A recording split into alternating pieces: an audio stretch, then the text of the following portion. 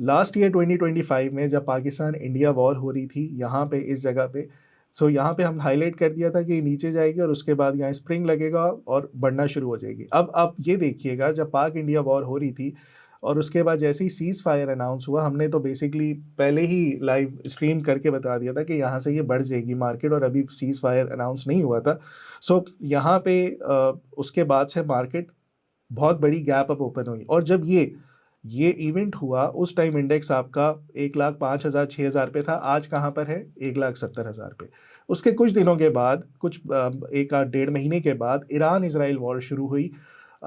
Israel की stock market को कुछ नहीं हुआ, ईरान की स्टॉक मार्केट को कुछ नहीं हुआ, हमारी मार्केट पैनिक में आ गई थी। और उसके कुछ दिन के बाद यूएस भी उस वॉर में कूदा और उसने भी कोई अटैक किया, तो उसके ऊपर ईरान का अटैक था, एंड देन वो लास्ट था, और फिर से गैप अप ओपन हुई मार्केट। और उस टाइम जो सिनेरियो चल रहा था 1,20,000 पे था। हमारी मार्केट ज़्यादा परेशान थी, जिनकी वॉर हो रही है वो परेशान नहीं थे। इवन इंडिया की वॉर में इंडिया की स्टॉक मार्केट स्टेबल खड़ी हुई थी, हम लोग ही सिर्फ परेशान हो रहे थे इन इवेंट्स में।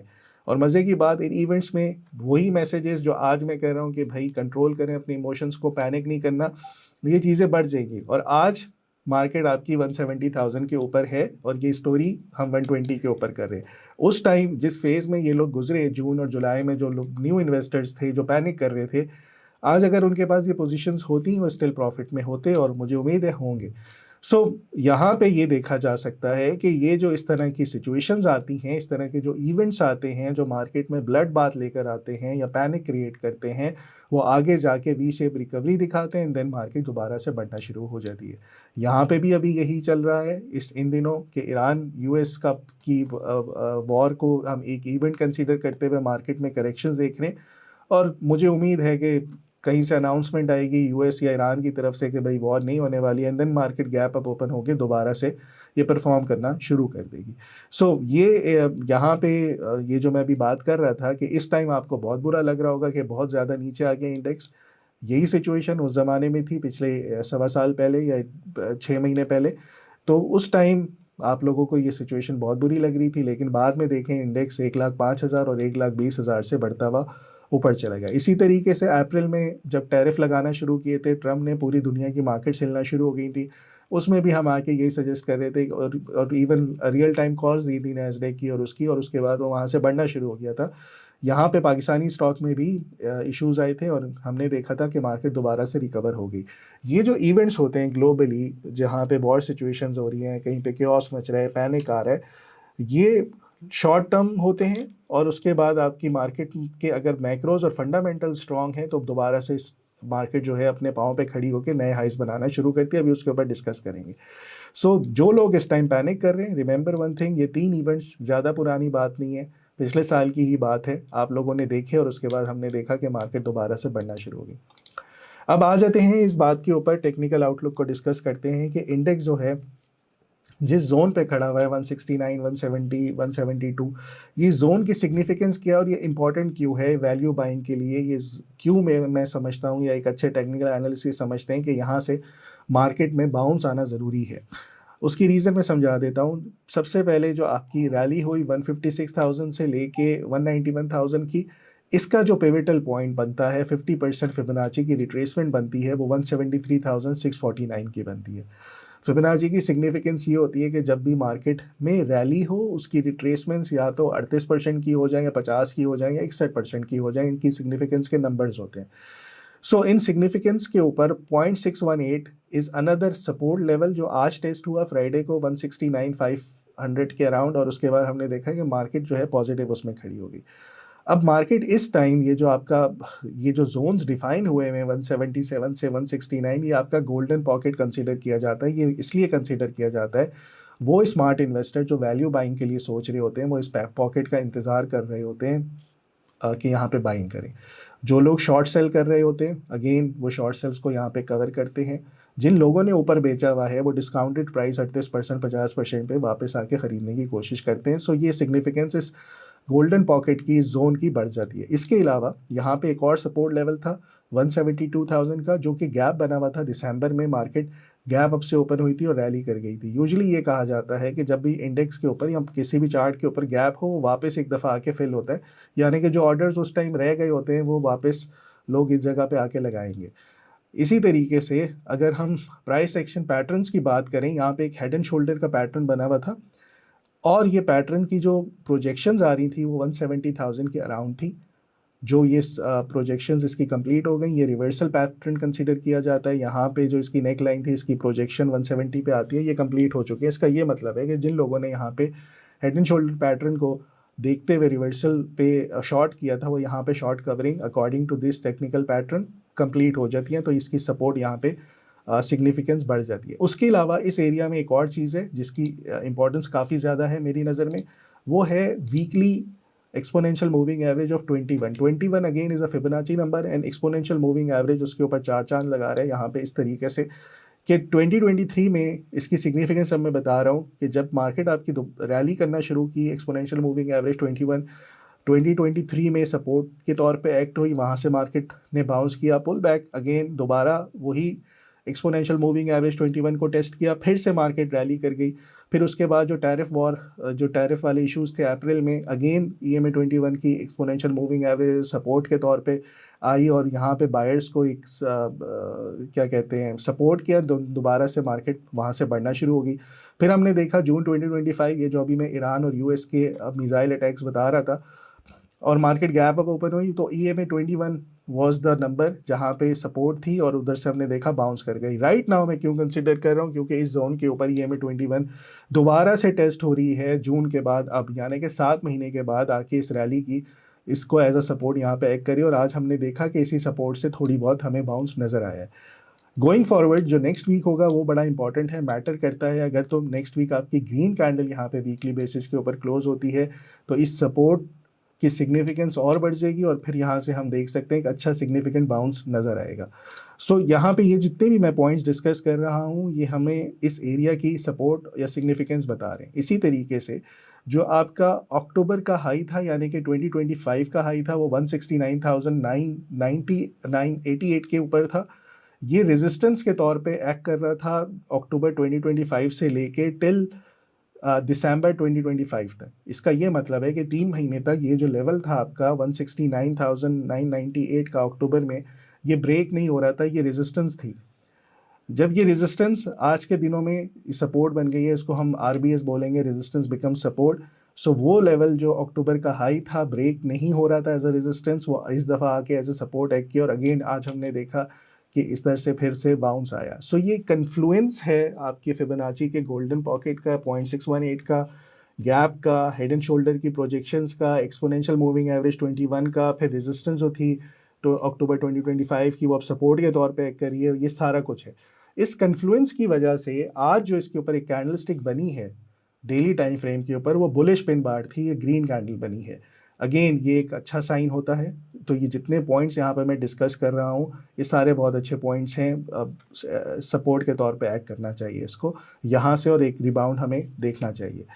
सेकेंडली अगर ये फेल हो जाता है, ये सारी सपोर्ट जितनी भी मैं सिग्निफिकेंस बता रहा हूँ यहाँ पे ये फेल हो जाती है तो क्या होगा, तो आपका अंडरकट लो लगता है। अंडरकट लो का ये मतलब है कि सपोर्ट ब्रेक होती है। फॉरन से इसकी एग्जांपल यहाँ पे दे देता हूँ मैं आपको। EMA 21 की हम एज अ सपोर्ट इसको एक्ट कर रहे थे मई 2025 में, जब आपका पाक इंडिया वॉर हो रही थी तो ये सपोर्ट ब्रेक हुई। लोगों के यहाँ पे स्टॉप लॉसेस हिट हुए होंगे या ट्रैप हुए या लिक्विडिटी स्वीप जिसको कहते हैं आजकल।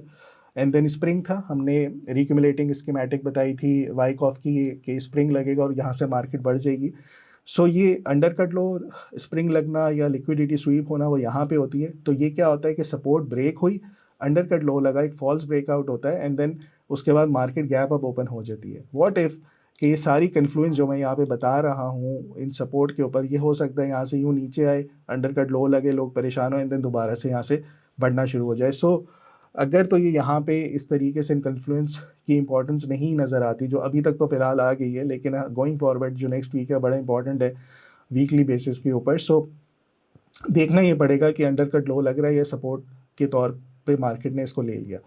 आगे चलते हैं, इसी पे एक और इंडिकेशन मेरे पास आई है। RSI के ऊपर एक हिडन डाइवर्जेंस आ गई है डेली टाइम फ्रेम पे, काफ़ी अरसे के बाद आई है और ये अगेन अच्छा साइन है। Hidden divergence daily time frame, वैसे तो मंथली की बहुत ज़्यादा सिग्निफिकेंस होती है लेकिन एनीवेज नॉट बैड अगर आपकी डेली पर भी यहाँ पे आ रही है। सो हमें एक बुलिश डाइवर्जेंस देखने को मिल गई जो कि एक अच्छा साइन है। फिर इसके बाद मैं हमेशा से ये कहता रहता हूँ कि जब भी मार्केट ब्लड बाथ फेस में हो या नेगेटिव हो और नीचे आके अपने वॉल्यूम्स को थिन कर दे, यानी कि मार्केट में वॉल्यूम्स कम हो जाए, इसका ये मतलब है कि जो सेलर्स का प्रेशर था वो फेड आउट हो चुका है, सेलिंग खत्म हो गई है। आहिस्ता आहिस्ता ग्रेजुअली अब लोग पैसे लेकर आएंगे, या इन्वेस्टर्स जो स्मार्ट इन्वेस्टर है वो थोड़ी थोड़ी करके बाइंग करना शुरू करेगा, लोगों को फ्रस्ट्रेट करेगा, एंड देन दोबारा से मार्केट ऊपर जाना शुरू हो जाएगी। इसकी थिन वॉल्यूम्स की एग्जांपल मैं यहाँ पे दे देता हूँ। अगेन पाक इंडिया वॉर वाली सिचुएशन में एग्जैक्टली उतनी वॉल्यूम्स है जितने आज लगे। इसी तरीके से यूएस ईरान वाली सिचुएशन में एग्जैक्टली उतनी वॉल्यूम था जितना आज लगा। आप देख रहे हैं पहले वॉल्यूम ज़्यादा थे एंड देन ड्राई हो गए। फिर इसी तरीके से ये जो अभी 156,000 की एग्जांपल मैं दे रहा था, यहाँ पे वॉल्यूम्स देखें बहुत ज़्यादा थे, ये बहुत ज़्यादा थे, फिर एकदम से यहाँ पे देखें ड्राई हो गया, बिल्कुल नीचे आ गए वॉल्यूम्स। अब यहाँ पे भी ये सिचुएशन चल रही है करंट मार्केट पे कि वॉल्यूम्स आपके बिल्कुल थिन हो गए। उसके बाद एक और इम्पॉर्टेंट चीज़ यहाँ पे देखने को मिली है, वो ये कि जो आपके बड़े इंस्टीट्यूशंस थे यानी कि बैंक्स और इंश्योरेंस कंपनीज, ये पिछले साल 2025 और 2026 में ये नेट सेलर्स रहे थे, और इस दफ़ा अब इनकी बाइंग होना या नज़र आना शुरू हो गई है। यहाँ पे आप देखिएगा कि बैंक्स जो हैं पिछले एक हफ्ते से ख़रीदना शुरू हो गए हैं, और इंश्योरेंस कंपनी भी बाइंग साइड पे आ गए हैं। सो कांस्टेंट बायर्स जो थे पिछले एक डेढ़ दो साल में, वो इंडिविजुअल्स थे और कंपनीज थी। इन्होंने रैली को एक मोमेंटम दी, बुलिश रैली को। उनके साथ अब जो साथ दे रहे हैं वो बैंक्स और इंस्टीट्यूशंस थी। जो इंश्योरेंस और जो आपकी फॉरेन सेलिंग थी वो काफ़ी हद तक यहाँ पे अब्जॉर्ब हो रही है। इसका ये मतलब है कि चार बड़े मार्केट के प्लेयर्स या कैटेगरीज अगर हम देखें, individuals, companies, mutual funds, sorry individual companies, banks और इंश्योरेंस, ये अब बाइंग साइड पर है। अब आप देखते जाएं, यहाँ पे अगेन बैंक्स की मंडे 16 फेब की बाइंग थी, इंश्योरेंस की बाइंग थी। वंस अगेन जो आपकी 17 फेब है, इसमें भी यहाँ पे बैंक्स की बाइंग है, इंश्योरेंस की बाइंग है। 18 को भी बैंक्स की बाइंग है। फिर उसके बाद 19 फेब थर्सडे तक का डेटा आया है, इसमें भी बैंक्स की बाइंग है और इंश्योरेंस की बाइंग है। सो ये एक अच्छा हेल्दी साइन है। जबकि आपकी पिछले साल और बैंक्स की ये देखिएगा पूरे साल सेलिंग रही थी और इंश्योरेंस की पूरे साल सेलिंग रही थी। इस साल अब नज़र आ रहा है कि बैंक्स जो हैं वो मार्केट में अपना पैसा डालना शुरू हो गए हैं। सो ये एक अच्छा साइन है। ये वीकली बेसिस पे, मंथली बेसिस पे आपकी ये बाइंग नज़र आना शुरू हो गई है। इसके अलावा क्या ट्रिगर हो सकता है आपका, जो आने वाला टाइम है 9 मार्च, आपका इंटरेस्ट रेट का डेटा है, मॉनेटरी पॉलिसी है कि इंटरेस्ट रेट कम हो जाएगा, तो अगेन मार्केट के लिए अच्छा है। सो मार्केट कम अज़ कम उसको आय करेगी। अगर इस दफ़ा इंटरेस्ट रेट नहीं भी बढ़ता तो एक र्यूमर ज़रूर चल पड़ सकता है मार्केट को ट्रिगर कैटलिस्ट के तौर पे कि शायद आपका इंटरेस्ट रेट यहाँ से कम हो जाए। अगर इस क्वार्टर में नहीं होता तो शायद आगे आने वाले मॉनेटरी पॉलिसी में हो जाए।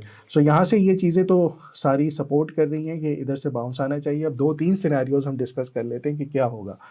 पहला सिनेरियो, ये मैं काफ़ी टाइम से यही बताता हुआ आ रहा हूँ कि मार्केट अगर ये नीचे आती है इस जगह के ऊपर, इसको रुकना चाहिए, कंसोलिडेट होना चाहिए, और जो कंसोलिडेशन का रीजन या जोन बनना चाहिए वो 170 से 177,000 जो गोल्डन पॉकेट है आपका, इसके अंदर ये रहते हुए टाइम गुजारे। टाइम कैसे गुजारे, जैसे यहाँ पे इसने 6 महीने गुजारे थे और उसके बाद हमने यहाँ पे देखा था कि पाक India war, US Iran war के बाद मार्केट यहाँ से रैली कर गई थी। तो ये इस तरह की कंसोलिडेशन होनी चाहिए। अगेन ये फ्रस्ट्रेटिंग ज़रूर होती है लोगों के लिए, लेकिन ये आने वाले टाइम पे बहुत बड़ी रैली दिखा देती है। इसी तरीके से हमने यहाँ पे देखी एक और कंसोलिडेशन जो अक्टूबर से लेके दिसंबर तक की, नवंबर के एंड तक लास्ट की थी। इस तरह की कोई कंसोलिडेशन हो जाए, सो अगर ऐसी कंसोलिडेशन होती है तो फिर आपकी मार्केट यहाँ से दोबारा से बढ़ना शुरू हो जाती है। सिनेरियो बने जो मैं कहता हुआ आ रहा हूँ कि इस कंसोलिडेशन के बगैर मार्केट अगर बढ़ती है तो वो कहीं ना कहीं डेड कैट बाउंसेस होते हैं, दोबारा नीचे आ जाती है। सो यहाँ पे कंसोलिडेशन होनी चाहिए। दूसरा सिनेरियो हम डिस्कस करते हैं, व्हाट इफ़ के सारा अंडरकट लो लगता है आपका, ये जितनी भी कन्फ्लुएंस बता रहा हूँ मैं, ये ब्रेक हो जाती है और ये मार्केट एकदम से नीचे आ जाती है। नीचे आती है, नीचे कहाँ तक आती है, 163, 164, 166, ये कोई जोन बनता है आपका नेक्स्ट वो, कि अगर ये ब्रेक होता है। अब ये ब्रेक होने का क्या मतलब है कि इस तरह का सिनेरियो हमें एक दफ़ा 2015 में देखने को मिला, और वो क्या था कि मार्केट आपकी ऐसे ही रैली करती हुई आ रही थी। ये देखें अगस्त से लेके फरवरी तक बड़ी ज़बरदस्त रैली करती हुई आई, and all of a sudden बगैर कोई ख़बरों के इस तरह के हालात बने कि मार्केट जो थी वो एकदम से नीचे आई, और ये 0.786 की रिट्रेसमेंट के ऊपर जो अभी 163 का टारगेट बनता है करंट सिनेरियो पे, हमने देखा कि इसी तरीके से ड्रॉप हुई, sudden drop and then V shape recovery. ये देखें ये वी शेप रिकवरी थी और उसके बाद मार्केट ने दोबारा जाके अपने नए हाइस को डिफाइन किया। अब अगर मैं करंट सिनेरियो पे लेट्स से अगर ये कन्फ्लुएंस ब्रेक हो जाती है, सपोर्ट ब्रेक हो जाती है, ये नीचे आती है और यहाँ से फिर हम ऑल ऑफ अ सडन ये एक्सपेक्ट कर सकते हैं कि जितनी तेज़ी से नीचे आएगी उतना बड़ा बाउंस होगा। ये बेसिकली रबर बैंड थ्योरी होती है कि आप इसको पुल करें अपनी तरफ, ये खींचती हुई आगे जाएगी और ऊपर जाके नए हाइस लगा देगी।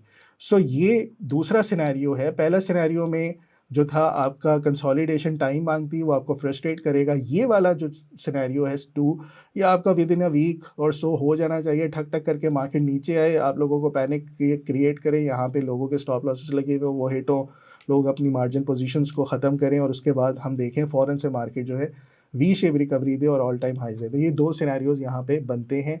दोनों सिनेरियोज में एक चीज़ अच्छी है कि मार्केट अपने ऑल टाइम हाइज को या एटलीस्ट उसको टेस्ट ज़रूर करेगी अगर ब्रेक नहीं करती तो।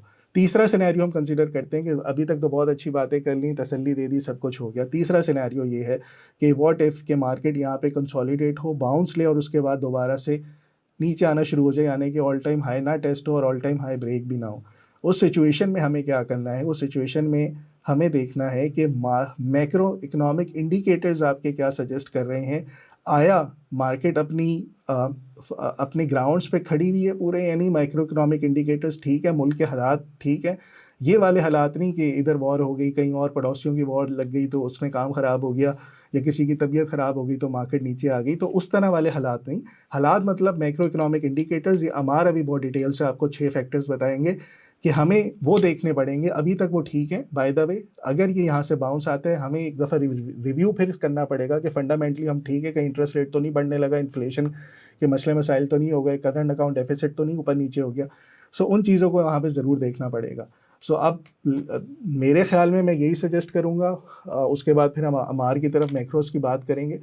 मैं यही सजेस्ट करूँगा कि भाई जिनके पास पोजीशंस पड़ी हुई हैं और स्पॉट पे, जैसे अभी मैंने यूएस ईरान और ये वाली जो सिचुएशंस इस टाइम पे थी, उसके बाद मार्केट बढ़ गई, तो उम्मीद यही है कि बढ़ जाएगी। और जो दो सिनेरियोज डिस्कस किए गए, सिनेरियो 1 के कंसोलिडेशन और फिर बढ़ना शुरू हो, वो भी अच्छा सिनेरियो। सिनेरियो 2 थोड़ा सा पेनफुल ज़रूर होगा, परेशान ज़रूर करेगा कि नीचे आ गए मार्केट यहाँ से 8-10 हज़ार पॉइंट, और उसके बाद लेकिन जो रिलीफ मिलेगा वो बड़ा तेज़ी से हो जाएगा as compared to scenario 1। Scenario 3 के ऊपर हम अमार से बात करते हैं, मैक्रोस पे।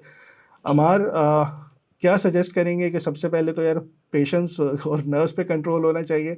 सेकेंडली, मुल्क के हालात या मैक्रो इकोनॉमिक इंडिकेटर्स में आपको कोई चेंजेस नज़र आ रही हैं, बेहतर हैं अभी तक? अब जो है गवर्नमेंट एक्सपेंडिचर की तरफ आ रही है, खर्चे करने की तरफ आ रही है। आप देख रहे हैं कि बहुत ज्यादा इंडस्ट्री को भी इंसेंटिव दिए जा रहे हैं, वो भी इसी वजह से हो रहे हैं कि आप टैक्स थोड़ा सा बचत हुई है उसमें से, तो वही पैसा आप क्या कर रहे हो, इंडस्ट्री की ग्रोथ के लिए लगा रहे हैं, which is again a good sign.